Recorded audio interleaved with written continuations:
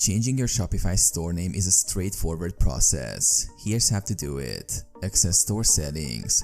Log into your Shopify admin dashboard. Navigate to settings. Click on the settings option located at the bottom left corner of the dashboard.